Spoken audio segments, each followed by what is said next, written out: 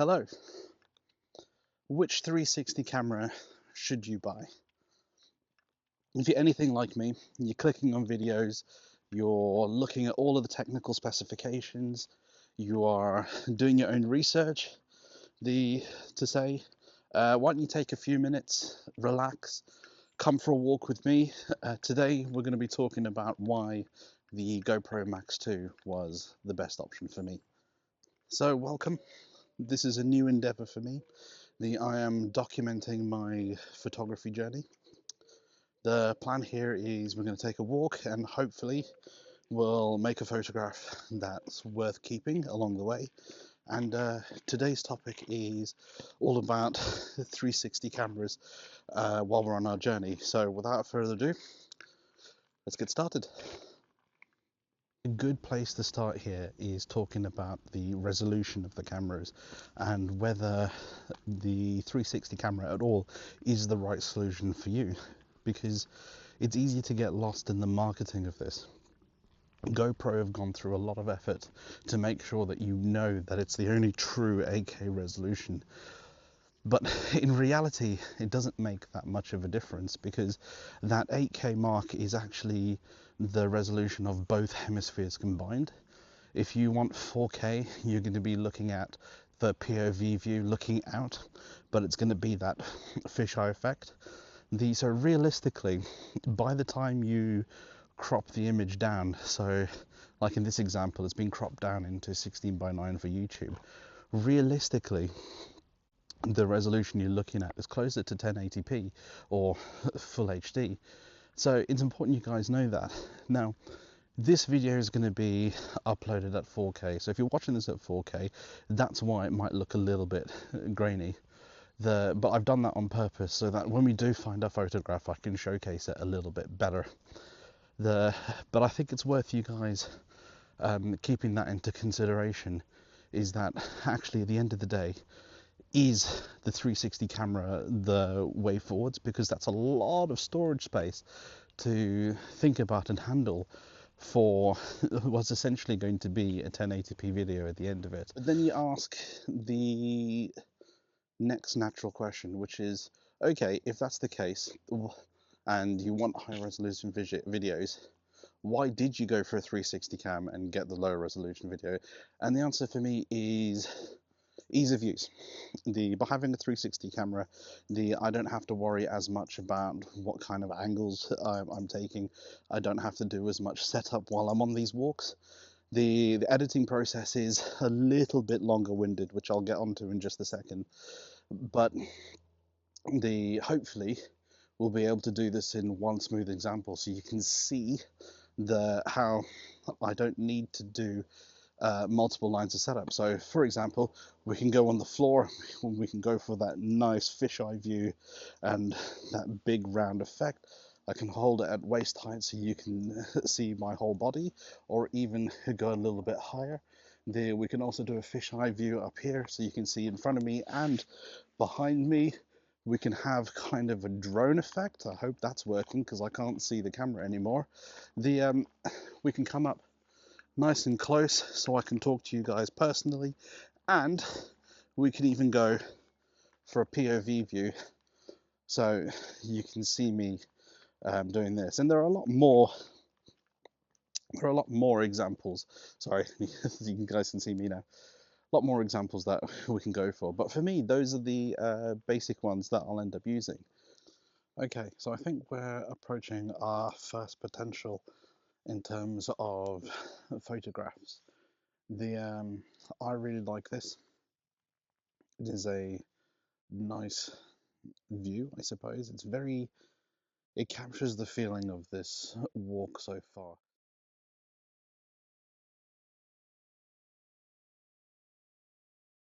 Okay, let's take a second to talk about the editing software. At the time of filming this video, there are three main options to go for when it comes to 360 cams. You've got the GoPro Max 2, which is what we're using here. You got the Insta360 X5, and you got the DJI Osmo. When it comes to editing software, from what I've seen, if we're looking at integrated systems, the Insta360 software is probably the easiest to use. But if you're someone who doesn't mind going through and manually editing everything, then it doesn't really matter which one you go with. You're probably going to have a very similar experience throughout all of them. So to start with, the Insta360 software is probably the better one to go with. Now, I still went with the GoPro Max 2. For me and this channel, as I kind of alluded to earlier, a lot of this is about making the editing software and process as easy as possible, which is significant for me. The nice thing for us is when it comes to keyframing and lining up these videos, because I'm sitting at a desktop anyway, clicking on the photos and keyframing them, for me, that's not a difficult process, and I'm happy to export straight from GoPro Player into my movie making software. But if you are shooting complex videos, if you are doing lots of action things, and you want that AI tracking, the nice thing actually is that Insta360 software at the moment, it might change in the future, at the moment it is open. You're limited because all the files are proprietary to the system that you're using. So for me, I have to use the GoPro player, but I can export those files, put it into the 360 software, and then use the AI tracking of the 360 software for Insta360. Wow, they really helped us out with that name a lot, didn't they? But yeah, so when it comes to software editing, that's what's bearing in mind. There are plugins for things like DaVinci Resolve, where you can manually keyframe it. For me, that's my limit. That's where, for me, that's a bit too manual. I struggle to do that. That's where I run out of time. It's all about managing how much time are you willing to put into this. Now for GoPro, if you pay for their subscription tier, you do get a few extra software features, but I'll let you guys find that out through the more videos that you're going to end up watching after this. So yeah, let's move on.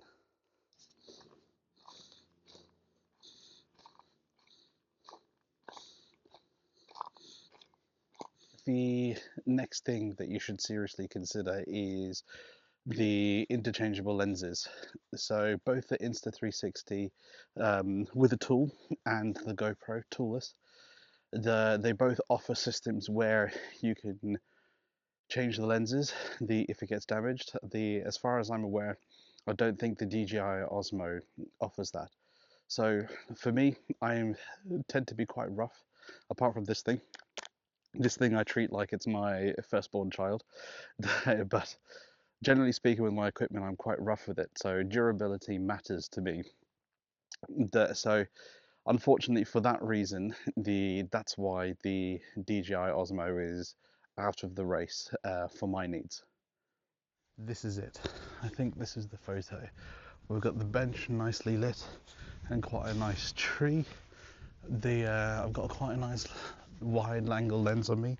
I'm working with a 20-70, so we should, if we can get an angle, where we can get the whole thing in, this should work quite nicely. So where I am right now, you can probably see that sun is reflecting directly against the plaque. So we're going to need to go a little bit more down here, and I think this might be the one. So I'm going to walk around a little bit and let's see what we get.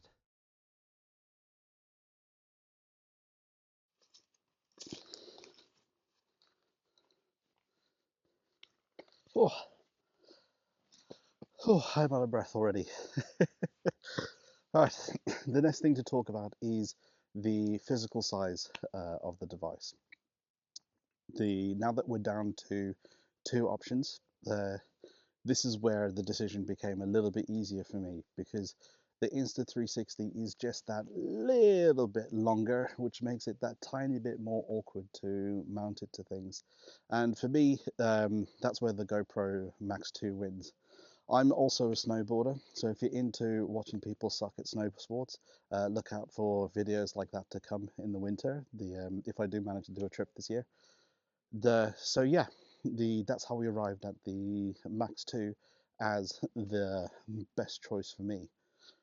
The other advantage of the Max 2, because I know something that might sway people towards the DJI. Um, all of the cameras, they support wireless microphones. So at the moment, I've actually got the GoPro microphone attached to me, and hopefully you guys can hear me okay. And we'll see what this sounds like in the editing. But GoPro, just like DJI, if you buy the proprietary mic, you don't actually need a transmitter. The camera itself um, will pick up the thing. So the only thing I needed to do was buy a single wireless mic. For now, who knows if I end up doing interviews with more people walking with me, buying the extra kit might make a lot of sense. But it's another reason for me to rule out the DJI, is because the GoPro offers pretty much the same thing. And yeah, hope you're enjoying this so far. Let's move on.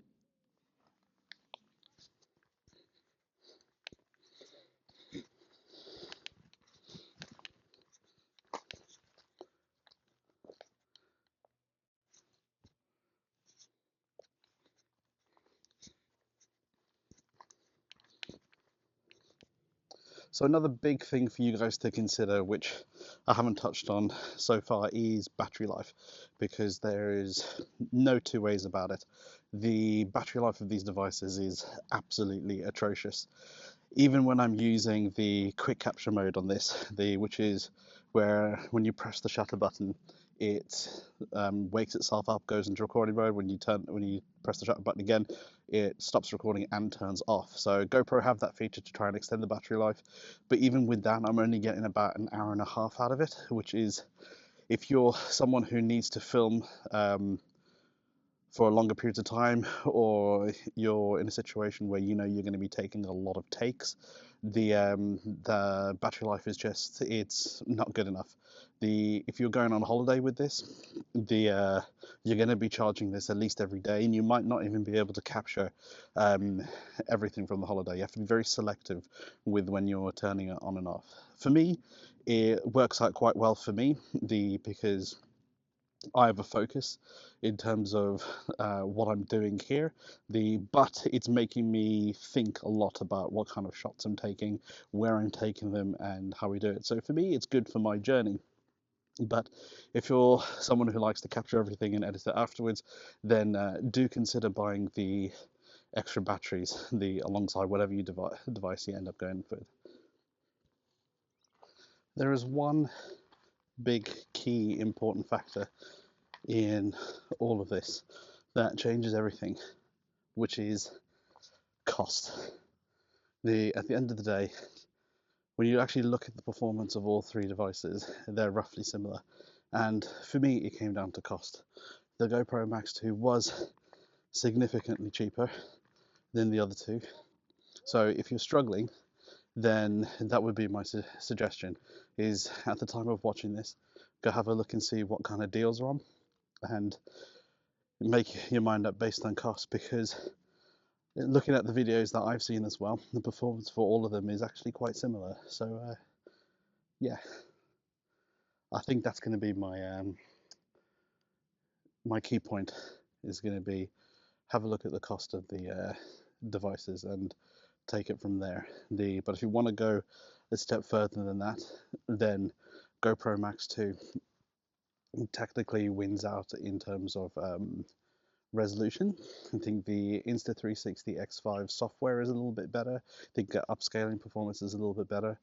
None of that matters, because that can all be edited and refined in your movie making software. The DJI Osmo is a very strong contender, especially if you've got DJI devices already as well. So that is my suggestion, would be have a look at the cost first, and then go from there. Okay guys, I am really liking the look of this in terms of taking a photo. There's a nice little equestrian area there.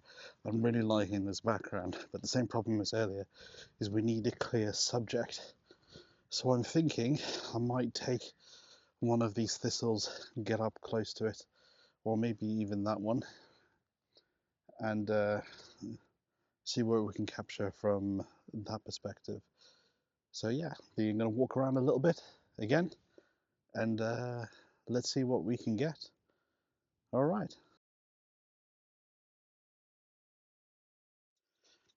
Yeah, I think that might be the one. It's going to be between that one and the one on the bench, but we've definitely managed to take two today.